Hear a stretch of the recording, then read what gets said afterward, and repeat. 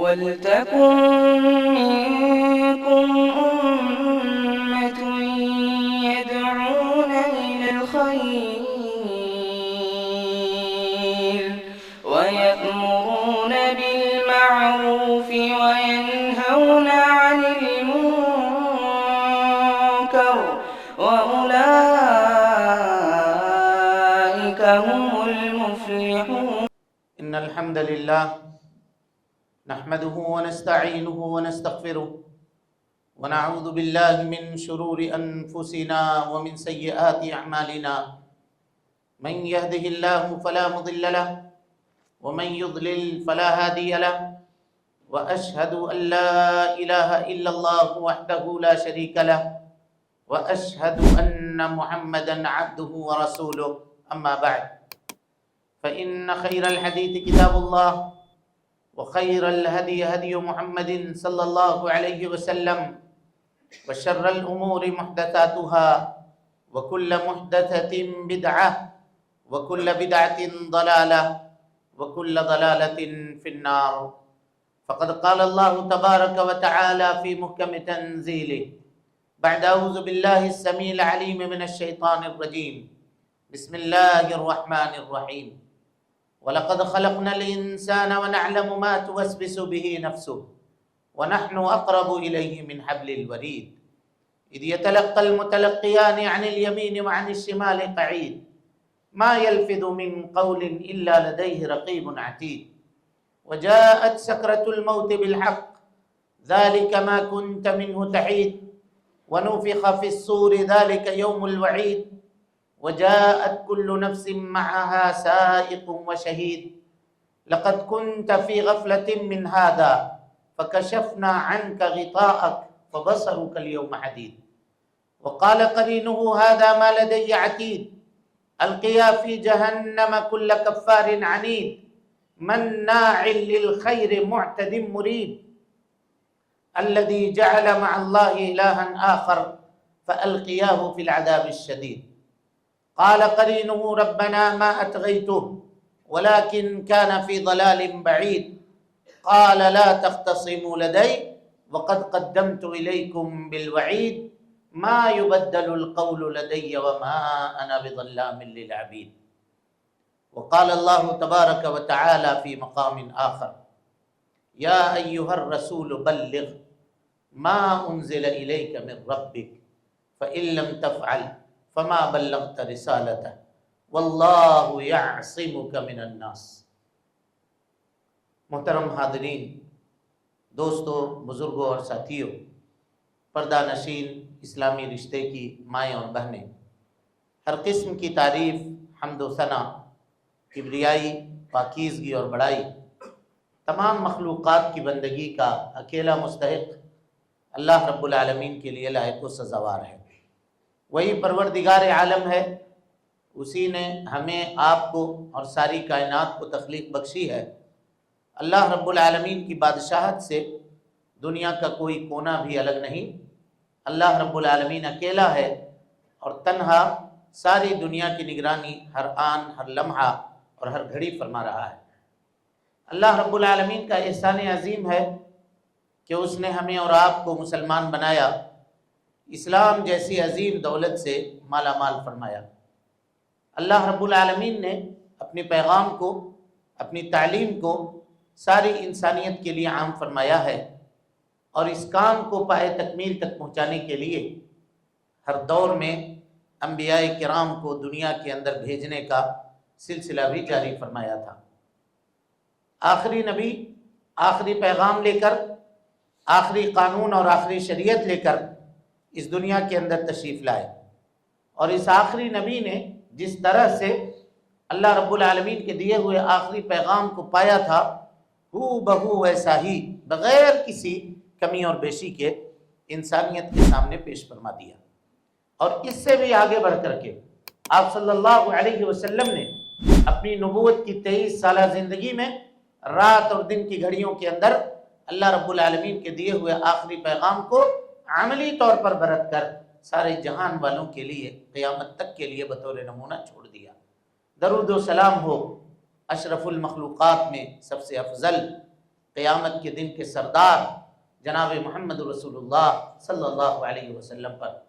اللہم صلی علی محمد وعلی آل محمد کما صلیت علی ابراہیم وعلی آل ابراہیم انکا حمید مجید۔ اللہم بارک علی محمد وعلی آل محمد کما بارکت علی ابراہیم وعلی آل ابراہیم انکا حمید مجید۔ محترم حاضرین، دوستو، بزرگوں اور ساتھیوں، آج کے اس خطبہ جمعہ میں قومی اور بین الاقوامی حالات کے تناظر میں مسلمانوں کا اور ہمارا خاص طور پر مطلوبہ کردار کیا ہونا چاہیے، اس کے تعلق سے ہم آپ کے سامنے گفتگو کریں گے۔ عام طور پر شہروں میں، گاؤں میں لوگوں کی نگاہیں مساجد کے ممبر و محراب کے اوپر ٹکی ہوتی ہیں۔ فلاں مسجد کے امام صاحب نے اس تعلق سے کچھ کہا یا نہیں کہا، انہوں نے کچھ بولا یا نہیں بولا، فلاں خطبے میں انہوں نے اس کا تذکرہ کیا یا نہیں کیا۔ عام طور پر یہ تبصرے کے موضوع ہوا کرتے ہیں۔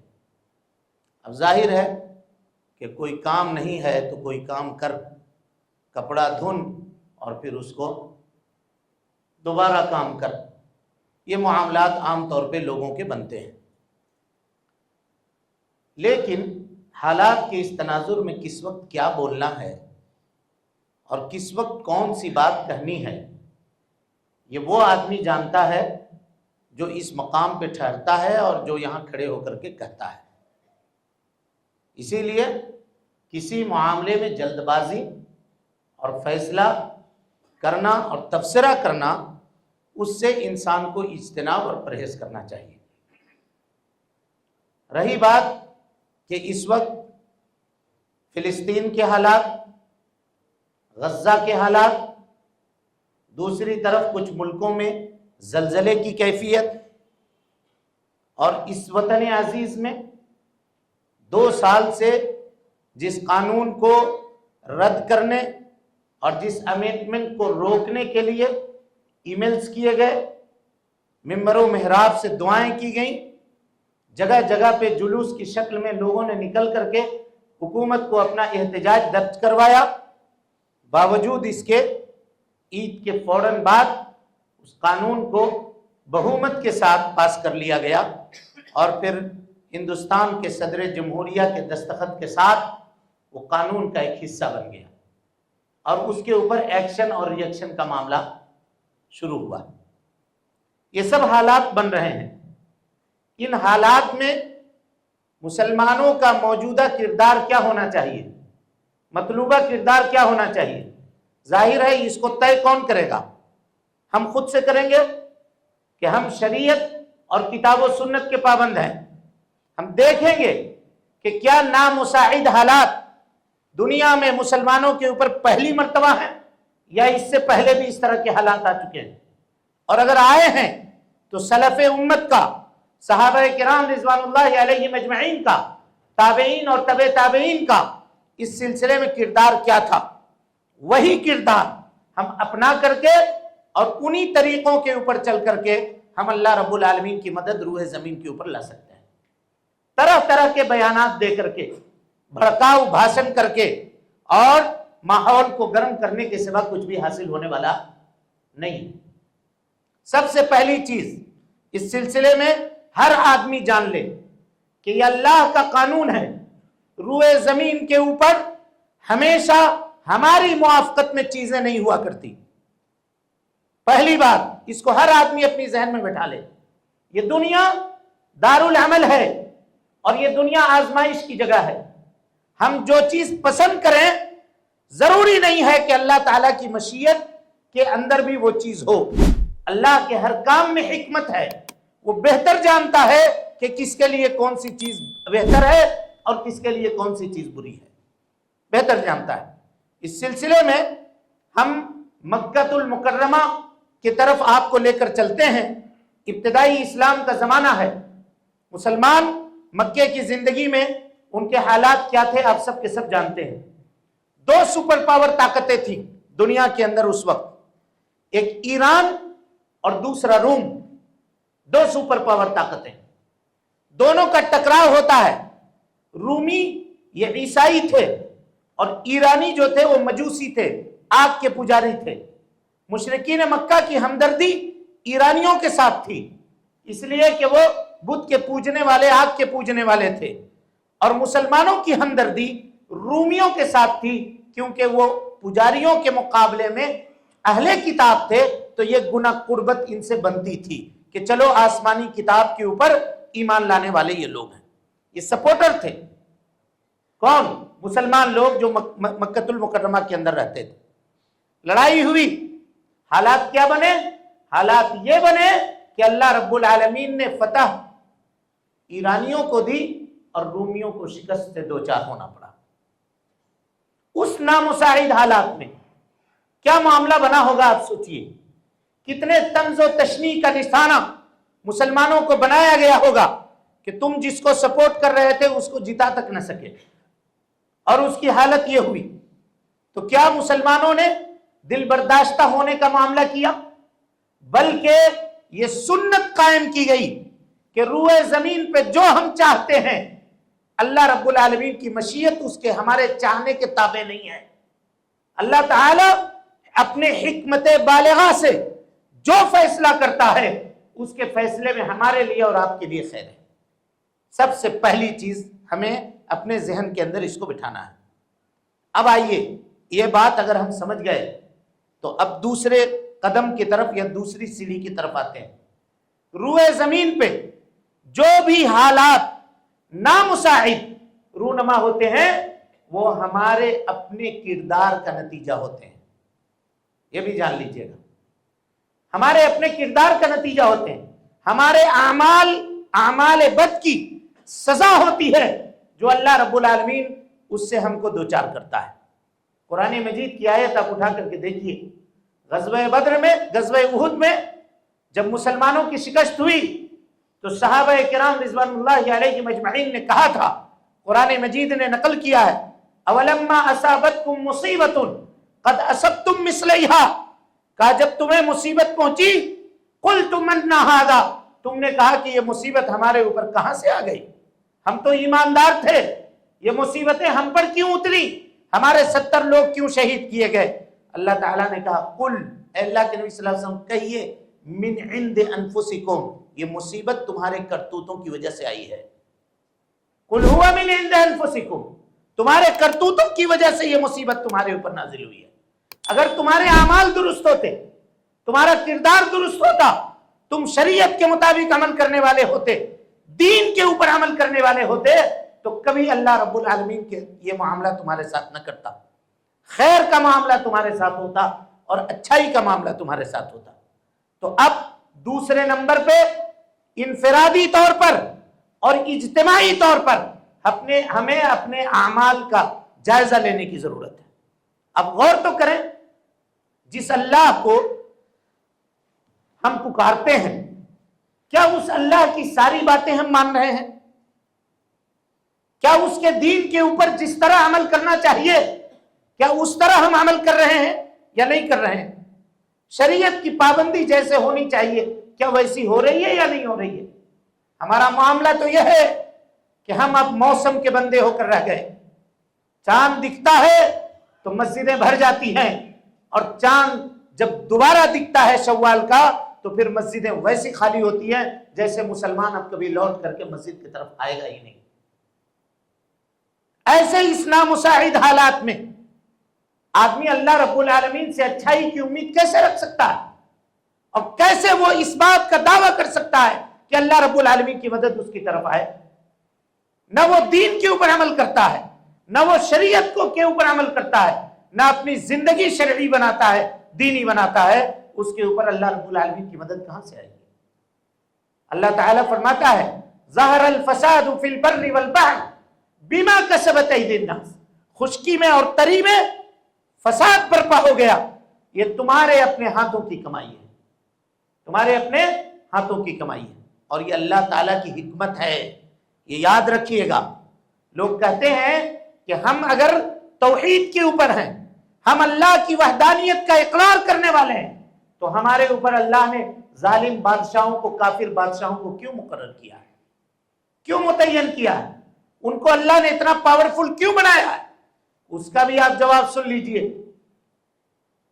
سورہ بنی اسرائیل میں بنی اسرائیل کا تذکرہ ہے کہ جب ان کی سرکشی حد سے زیادہ بڑھ گئی تو اللہ رب العالمین نے مسلمانوں کے اوپر، یہ بنی اسرائیل مسلمان تھے، ان کے اوپر اللہ نے کافر حاکم بخت نصر کو مسلط کر دیا، اور اتنا کاٹا ان کو، اتنا مارا ان کو کہ اس پورے پٹی اور علاقے میں مار کر کے اپنے علاقے سے بھگانے کے اوپر یا بھاگنے کے اوپر ان کو مجبور کر دیا۔ یہ مسلط کس نے کیا تھا؟ اللہ تعالی نے کیا تھا۔ ظاہر ہے ملک دینے والا، حکومت دینے والا اور حکومت چھیننے والا، یہ طاقت کس کے پاس ہے؟ صرف اللہ رب العالمین کے پاس ہے۔ تو اللہ تعالی اپنے بندوں کے کرتوتوں کے بدلے میں اس کے اوپر یہ ظالم حکمرانوں کو مسلط کرتا ہے۔ میرے بھائیوں، حجاج ابن یوسف کا جب دور آیا اور مسلمانوں کے اوپر اس نے عرصہ حیات کو تنگ کر دیا، تو حضرت انس ابن مالک رضی اللہ تعالی عنہ کہتے ہیں کہ لوگ آئے حضرت حسن بصری کے پاس اور کہا کہ حجاج ابن یوسف کے بارے میں کچھ کہیے، آپ کیوں اتنا ظلم کرتا ہے، وہ کیوں اس قدر لوگوں کی گردنیں مار رہا ہے؟ تو جانتے ہیں حضرت حسن بصری نے کیا کہا تھا؟ کہا تھا ما جاء الحجاج الا بذنوبنا، حجاج کو اللہ نے ہمارے گناہوں کی وجہ سے مسلط کیا ہے۔ اگر تم چاہتے ہو کہ یہ حجاج ہٹ جائے یا اس کے ظلم جبر سے تمہیں نجات ملے تو تم اپنے اعمال کا اصلاح کرو، اپنے اعمال کی اصلاح کرو اور اللہ رب العالمین سے توبہ اور استغفار کرو، اپنے گناہوں کی معافی مانگو۔ اللہ رب العالمین حالات کے بدلنے کے اوپر قادر ہے۔ اور خاص طور پہ دیکھیے گا، آج ہمارا معاملہ یہ ہو چکا ہے کہ ہم ٹھیک رہیں چاہے نہیں رہیں، دوسرے کے معاملے میں ہم کچھ بولیں گے نہیں۔ مثال کے طور پر نمازی ہیں، دو چار لوگ نماز کے لیے آئے، آگل بگل میں آس پاس میں لوگ بیٹھے ہوئے ہیں، کبھی ان کو امر بالمعروف نہیں کیا، یہ نہیں کہا کہ آپ ہمارے ساتھ چلیے نماز پڑھنے کے لیے، دعوت نہیں دی ان کو۔ اور اسی طریقے سے اگر کوئی آدمی برائی کر رہا ہے، برائی کو انجام دے رہا ہے، اس کے ساتھ آپ بیٹھے ہوئے ہیں، اس کا ساتھ دے رہے ہیں، اب برائی کے اوپر اس کی معاونت اور اس کی مدد کر رہے ہیں، جبکہ چاہیے یہ تھا کہ اس سے آپ الگ ہوتے، اس سے آپ دور ہوتے، اس کے برائی کے اوپر کم سے کم آپ وہاں ساتھ تو نہ دیتے اس کا، یہ تو ہونا چاہیے تھا۔ یہ چیزیں اب مفقود ہیں۔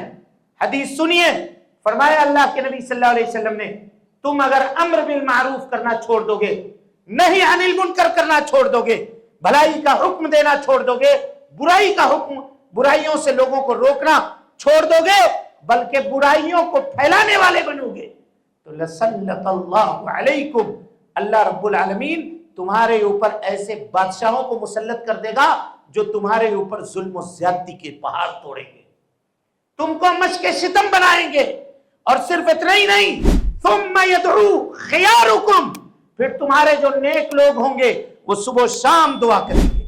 آج لوگ کہتے ہیں نا کہ اتنی دعائیں مانگی جا رہی ہیں، امام حرم دعا کر رہے ہیں، دعا قبول نہیں ہو رہی ہے، فلاں مسجد سے دعا ہو رہی ہے، دعا قبول نہیں ہو رہی ہے، کتنے قنوت نازلہ ہم لوگوں نے پڑھی ہے، دعائیں قبول نہیں ہو رہی ہیں۔ جواب سنیے اس حدیث کے اندر، کہا ثم يدعو خياركم، تمہارے نیک لوگ دعا کریں گے صبح و شام، اللہ رب العالمین ان کے دعاؤں کو بھی، ان کے پکار کو بھی نہیں سنے گا، نہیں سنے گا۔ یہ فیصلہ ہے میرے بھائیوں، یہ وقت آ چکا ہے، یہ وقت آ چکا ہے۔ لوگ خود کہہ رہے ہیں کہ ہماری دعائیں قبول نہیں ہو رہی ہیں، ہماری ساری تدبیریں الٹی پڑ رہی ہیں، سارے معاملات ہمارے الٹے جا رہے ہیں، ہمارے فیور میں جانے کے بجائے ہماری مخالفت میں جا رہے ہیں۔ کبھی ہم نے غور کیا ہے کہ یہ کیوں ایسا ہو رہا ہے؟ صرف چائے خانوں میں بیٹھ کر کے تبصرہ کرنا، دو چار کرسی لگا کر کے درختوں کے نیچے اور کہیں اور بیٹھ کر کے باتیں بنانا، کیا اس سے آپ سمجھتے ہیں کہ اس سے آپ قوم کا بھلا کر رہے ہیں اور قوم اس سے ترقی پا جائے گی؟ میرے بھائیوں، قوموں کے عروج و زوال کی تقدیر اس کے عمل سے لکھی جاتی ہے، اور عمل شریعت کے مطابق اگر ہو تو اللہ رب العالمین کا فیصلہ آتا ہے۔ حضرت عمر ابن خطاب رضی اللہ تعالی عنہ نے کہا تھا کہ نحنو قوم، ہم ایسے قوم ہیں جو ذلت و رسوائی کے عمیق گڑھے کے اندر تھے، لیکن اللہ تعالی نے اس دین کے ذریعے سے ہمیں عزت عطا کی ہے، اور اگر عزت اس دین کو چھوڑ کر کے ہم حاصل کرنا چاہیں گے تو اللہ رب العالمین ہم کو ذلیل و رسوا کر کے چھوڑ دے گا، اللہ تعالی ہمیں ذلیل و رسوا کر کے چھوڑ دے گا۔ یہ حضرت عمر ابن خطاب رضی اللہ تعالی عنہ کا معاملہ تھا۔ میرے بھائیو، یہ تیسری بات ہوئی جو ہمیں کرنا ہے کہ امر بالمعروف اور نہی عن المنکر کو انجام دینا ہے۔ چوتھی چیز، جب حالات ملک کے خراب ہو جائیں، جب لوگ ناموافق نظر آئیں، تو ایسے اس وقت میں انفرادی طور پر نہیں بلکہ اجتماعی طور پر ہمیں چاہیے کہ ہم اپنے اخلاق کا جائزہ لیں۔ ہم کیسے اخلاق والے ہیں، کس طرح کے لوگ ہیں، ہمارا اخلاق کیا ہے، ہمارا کردار کیا ہے۔ آج دیکھیے ایک پڑوسی کا دوسرے پڑوسی کے ساتھ کیا معاملہ ہے، کیا معاملہ ہے۔ ہم ایک ساتھ رہتے ہیں، اٹھتے ہیں، بیٹھتے ہیں، لیکن کسی کا دل کسی سے ملا ہوا نہیں ہے۔ اخلاقی پستی کا وہ عمیق میرے بھائیوں اور وہ دبیس چادر ہمارے اوپر پڑی ہوئی ہے کہ اس سے پہلے دنیا نے اخلاق کی گراوٹ ایسی دیکھی نہ ہوگی عالم اسلام کے اندر۔ جاہلیت کی بات میں نہیں کر رہا ہوں، یہ حالت کوئی آدمی کسی کی شکل دیکھنا، کسی کا چہرہ دیکھنا، کسی کی اچھائی دیکھنا گوارا نہیں کر رہا ہے۔ سازشیں ہیں، کہیں نفرتوں کے بازار ہیں، اور ایک دوسرے سے لوگوں کو جدا کرنے اور الگ کرنے، تفریق کرنے کی سازشیں ہیں۔ یہ ساری چیزیں کون کر رہا ہے، کون اس کو انجام دے رہا ہے؟ ہم خود انجام دے رہے ہیں۔ یہ معاملہ ہمارے اپنے بھائیوں کے ساتھ ہے، غیروں کے ساتھ ہمارا کیا معاملہ ہے؟ آج کوئی غیر، معاف کیجئے گا اگر جملہ ہمارا سخت ہو، تو ہمارے محلے میں آ کر کے بسنا گوارا نہیں کرتا کہ یہاں ہم آ کر کے نہیں بسیں گے، کہ یہاں کچڑے ہوتے ہیں، یہاں کوڑے ہوتے ہیں، لوگ اپنی راستوں کو، اپنے گلیوں کو صاف ستھرا نہیں رکھتے، یہاں کے بچوں کی تربیت صحیح سے نہیں ہوتی، یہاں ہم اپنے بچوں کو بگاڑ دیں گے لا کر کے۔ ہم صفائی پسند لوگ ہیں۔ اب آپ غور کیجئے حالات ایسے ہیں یا نہیں ہیں؟ یہ اخلاق کا معاملہ ہے۔ حالات اگر نامساعد ہوں تو ایسے وقت میں اپنے اخلاق کا جائزہ لینے کی ضرورت ہے۔ آپ کو میں وہ واقعہ یاد دلا دوں، جب حضرت ابو بکر صدیق رضی اللہ تعالی عنہ کو مکہ والوں نے تنگ کرنا شروع کیا، تو ایک روز تنگ ہو کر کے اپنا ساز و سامان لپیٹتے ہیں، لادتے ہیں پیٹھ کے اوپر اور لے کر کے نکل جاتے ہیں۔ راستے میں ابن الدغنہ نامی ایک سردار تھا مکے کا، اس سے ملاقات ہوئی۔ کہا ابو بکر کہاں کا ارادہ ہے؟ کہا جا رہا ہوں، اب مکہ کی یہ زمین میرے لیے مناسب نہیں ہے۔ کہا کیوں جا رہے ہو؟ کہا یہاں لوگ، تمہارے لوگ مجھے یہاں عبادت کرنا نہیں دیتے، عبادت کرنے نہیں دیتے، جا رہا ہوں میں چھوڑ کر کے۔ کہا اے ابو بکر، تمہارا جیسا آدمی نہ نکالا جائے گا اور نہ خود سے نکل کر کے جائے گا۔ مکہ سے نہ تو تم اپنی مرضی سے جا سکتے ہو، اور نہ مکہ میں کوئی مائی کا لال ایسا ہے جو تم کو نکالنے کی طاقت رکھتا ہے۔ چلو میں ابن الدغنہ ہوں، میں تمہیں پناہ دیتا ہوں، دیکھتا ہوں کون تم کو نکالتا ہے۔ یہ کون تھا؟ یہ کافر تھا، یہ ایک مشرک تھا جس نے ایک مومن کا ہاتھ تھاما تھا اور کہا تھا چلو یہ تمہارے آبا و اجداد کی سرزمین ہے، تم کو یہاں سے نکالا نہیں جائے گا۔ کیا کوئی پیسہ دیا تھا حضرت ابو بکر صدیق نے؟ کوئی رشوت دی تھی؟ کردار اتنا بلند کیا تھا، اخلاق اتنا بلند کیا تھا کہ اپنے تو اپنے، دوسرے بھی اتنے متاثر تھے کہ کہتے تھے کہ تمہارا وجود مکے کے لیے خیر و برکت کا ضامن ہے، تم جیسے لوگ مکہ چھوڑ کر کے جا نہیں سکتے، ایسا ہو نہیں سکتا کہ ہم تمہیں مکہ سے نکلنے کے لیے چھوڑ دیں گے اور نکلنے کے اوپر مجبور ہونے دیں گے۔ نہیں، کیا یہ چھاپ ہم نے چھوڑی ہے اپنے لوگوں کے پاس؟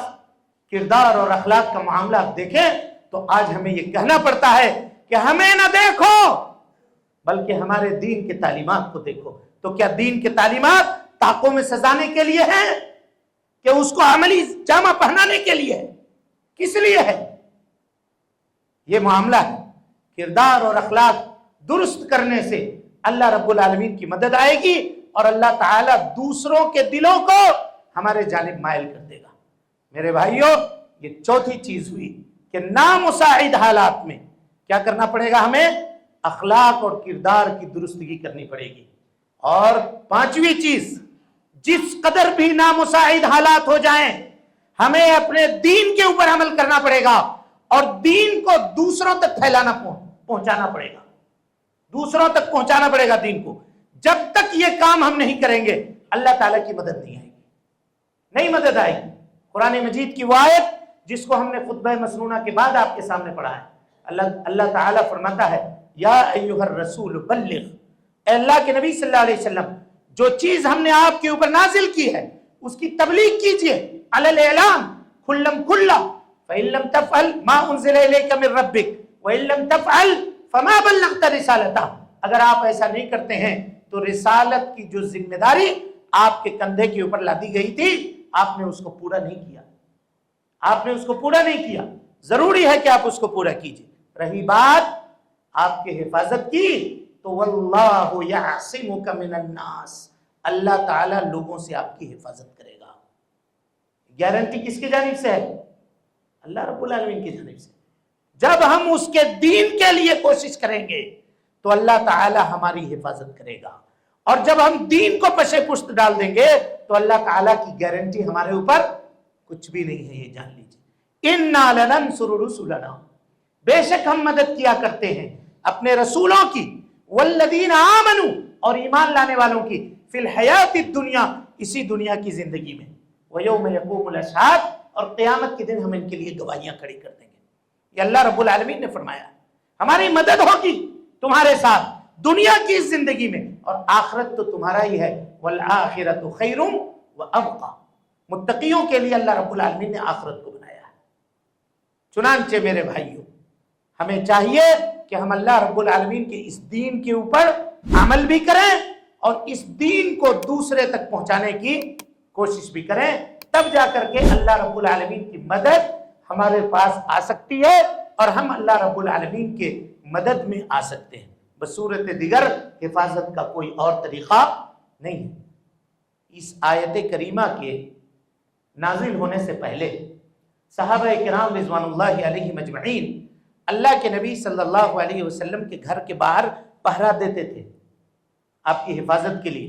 کہیں منافق حملہ نہ کر دیں، یہودی کہیں حملہ نہ کر دیں، کوئی مشرک رات کو چھپ کر کے مکہ سے آ کر کے نبی صلی اللہ علیہ وسلم کے گھر میں دھاوا نہ بول دے. اسی لیے ہتھیار لے کر کے نبی صلی اللہ علیہ وسلم کے دروازے کے اوپر کھڑے ہو کر کے پناہ دیتے.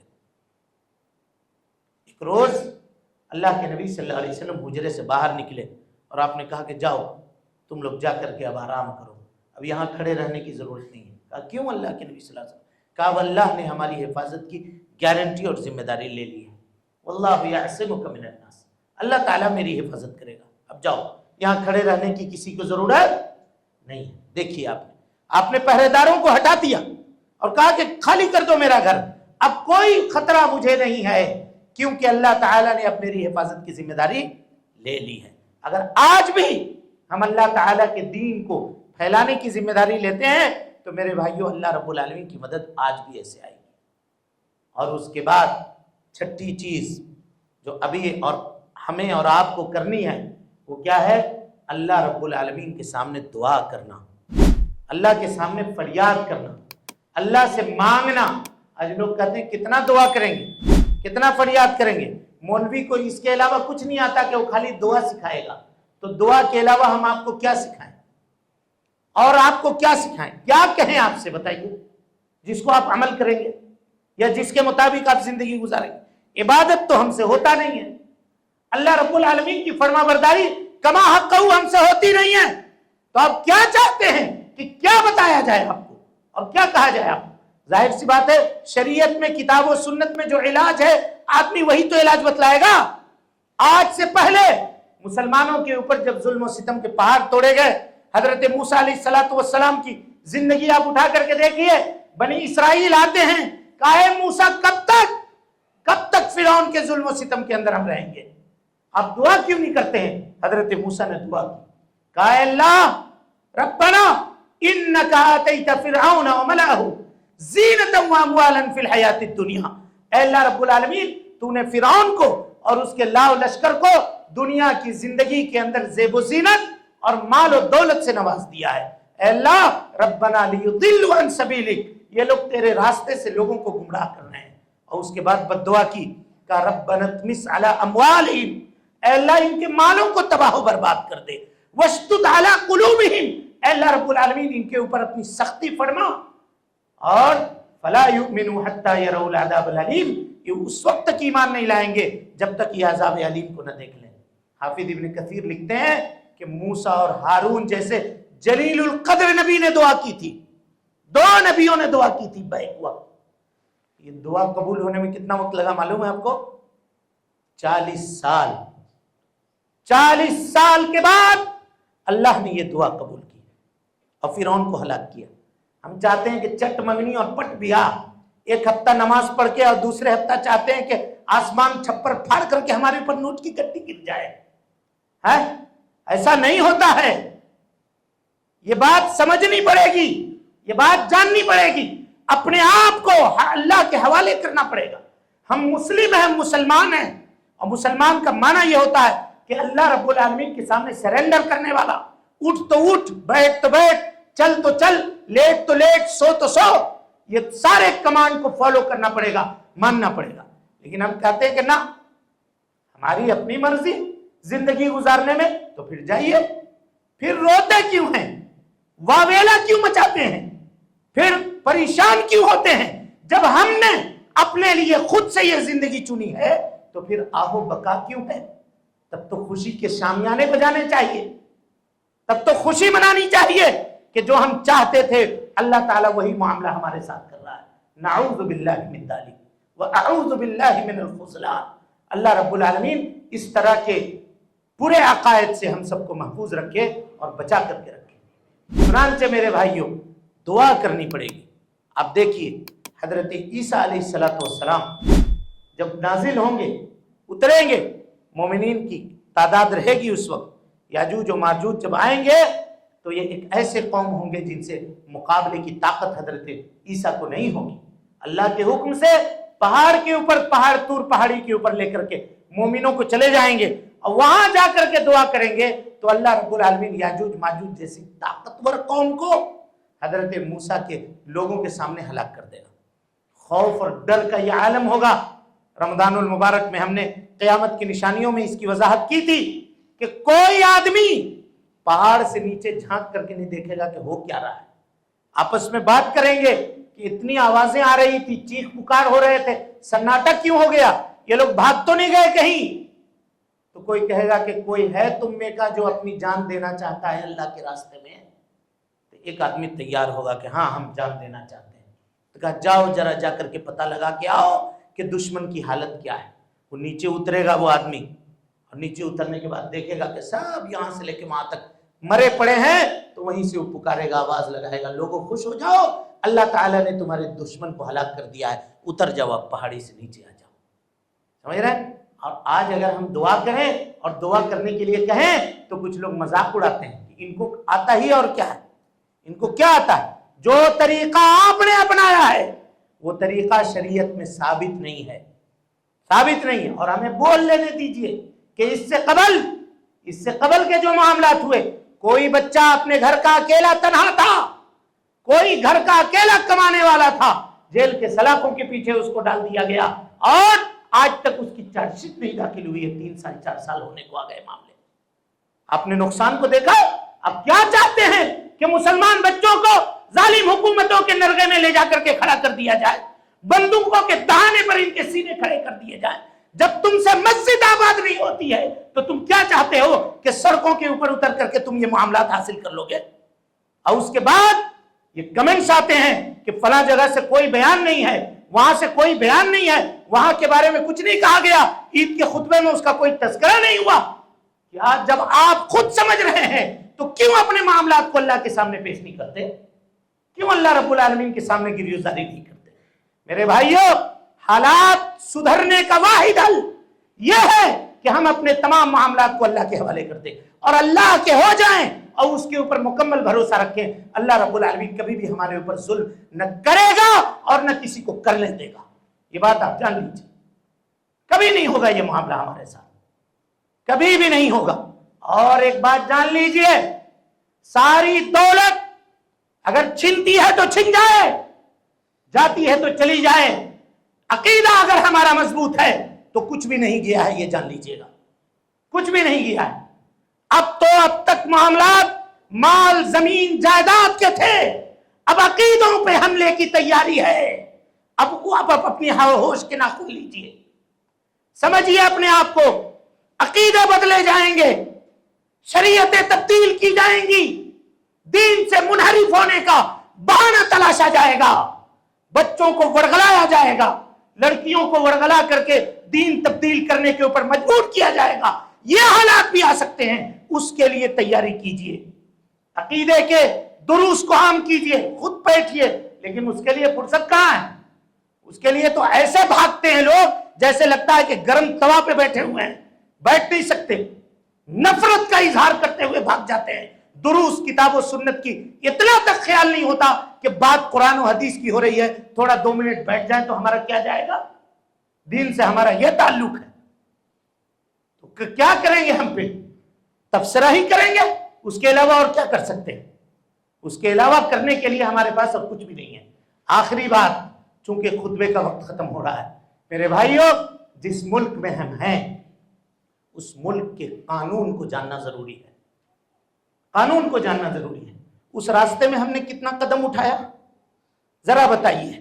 لوگ کہتے ہیں کہ مولوی بنا دو گے یا اگر عالم بناؤ گے تو خالی ممبر و محراب تک رہے گا، باقی کہ ٹھیک ہے تم اور دوسرے میدان میں کام کرو۔ تو کتنے وکیل پیدا کیے ذرا حساب دیجئے، بتائیے اب تک کتنے ایسے وکیل ہوئے جو قانون کے جانکار ہیں، جو اس قانون کو چیلنج کرنے کے لیے، بتائیے اس پورے ہندوستان کی آبادی میں کون ایک ایسا مسلم وکیل ہے جو سپریم کورٹ میں پیروی کر رہا ہے اس قانون کا؟ شرم نہیں آتی ہے؟ تبصرے کرتے ہوئے کیا دیا ہے ہم نے اپنے قوم کو، کیا دیا ہے جو ہم اس سے ریٹرن لینا چاہتے ہیں؟ ایک وکیل کا نام بتائیے جو ہو مسلمان اور جو پیروی کر رہا ہو اس قانون کے لیے اور سپریم کورٹ میں بحث کر رہا ہو۔ کوئی بھی نہیں ہے۔ ملک کے قانون سے ہم نابلد ہیں، دینی قانون سے ہم نابلد ہیں۔ ہماری زندگی بہیمہ کی زندگی ہے، جانوروں کی زندگی ہے۔ بس صبح اٹھے، کمایا، کھائے پیے، رات کو سو گئے، موج مستی کر لی، زندگی ہماری ختم ہو گئی۔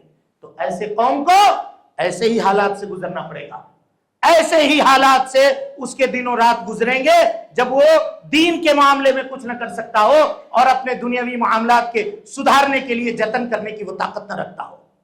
یہی حالات اس کے ساتھ ہوں گے۔ حضرت یوسف کے واقعے کو اٹھائیے، اللہ تعالیٰ نے کہا کہ بنیامین کو جب روکنے کی ضرورت پیش آئی، مَا كَانَ لِيَأْخُذَ أَخَاهُ فِي دِينِ الْمَلِكِ إِلَّا أَن يَشَاءَ اللَّهُ۔ حضرت یوسف کو قانون پتا تھا کہ عزیز مصر کا قانون یہ ہے کہ ہم اپنے بھائی کو ایسے پکڑ کر کے نہیں رکھ سکتے ہیں۔ اللہ نے کہا كَذَلِكَ كِدْنَا لِيُوسُفَ، میں نے یوسف کو قانون بتایا اور اس کو تدبیر سکھائی کہ تم اپنے بھائی کو اس طرح سے روک سکتے ہو۔ تو حضرت یوسف نے اپنے بھائی کو روک لیا۔ آپ اس کو سیکھیے، اس کو جانیے، تاکہ ہم یہ سمجھ سکیں کہ اس ملک کا قانون یہ سیکولر قانون ہے، یہ ہمیں اجازت دیتا ہے کہ ہم اپنے دین کی، اپنے دینی تقدسات کی، دینی معاملات کی ہم اپنی پاسداری کریں اور کھل کر کے پوری آزادی کے ساتھ اللہ رب العالمین کی عبادت اس روئے زمین کے اوپر کریں۔ ہمیں یہ تک پتہ نہیں ہے۔ ذرا یہ بتائیے کہ آزادی کے جنگ میں کتنے علماء تھے، ہمارے جیالے تھے جنہوں نے انگریزوں سے لوہا لیا تھا۔ کسی آج مسلمان بچے کو یہ باتیں پتا ہے؟ خبر ہے اس کو؟ چھوڑیے غیروں نے اپنے درسی کتابوں سے ہمارا نام مٹا دیا۔ ہمارے لیے یہ مسجدیں تو تھی، ہمارے لیے مکتب تو تھے، ہمارے علماء تو تھے، ہم خود تو زندہ تھے۔ ہم نے کیوں نہیں تعلیم دی اپنے بال بچوں کو؟ کیوں نہیں بتایا؟ کب تک ہم حکومت کا رونا روتے رہیں گے؟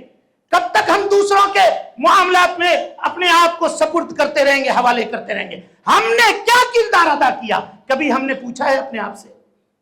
کبھی پوچھا ہے؟ ہاں، ہم نے بچوں کو یہ سکھلایا ہے کہ بیٹا یوٹیوب پہ کوئی بلاگر ہو جس کو 1500، 2000، 2 لاکھ، 10 لاکھ فالوورز ہو، تو اگر مکہ میں بھی چلے جائے، مدینہ میں بھی چلے جائے، اللہ اکبر، دیکھا ہے اپنے منظر وہ؟